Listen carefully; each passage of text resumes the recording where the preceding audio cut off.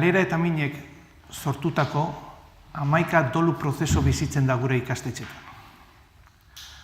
11 galerek eragindako dolu prozesuak bizitzen dute gure irakasleek, irakasle ez diren langileek eta etxekoek. Guzti horiek egin behar izaten dute bidea doluaren bidetik. Galerak eta doluak modu pertsonalean, berezian, protagonista gisa bizitzen dute hainbat pertsonek era jakin batean gure ikastetxetan. Eta ikastetxeak ikasgune badira, eta bizitzarako ikaste eta prestatze baldin badu helburu, doluari bide eginez, gauza asko ikasi daitezke, bai bizitzeko eta baita ere heriotzari aurre egiteko.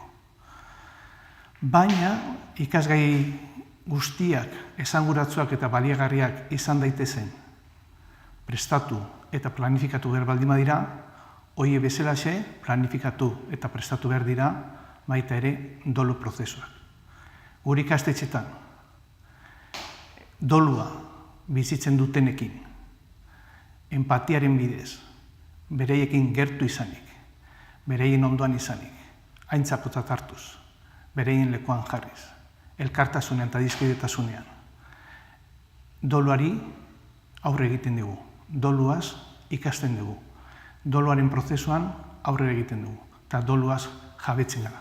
Horrela, bizitzan zehar, gure ingurukoen dolua bizitzeko, laguntzeko eta norberak bere doluak bizitzeko, jantziagoak izango gara eta hobeto prestatuak izango gara.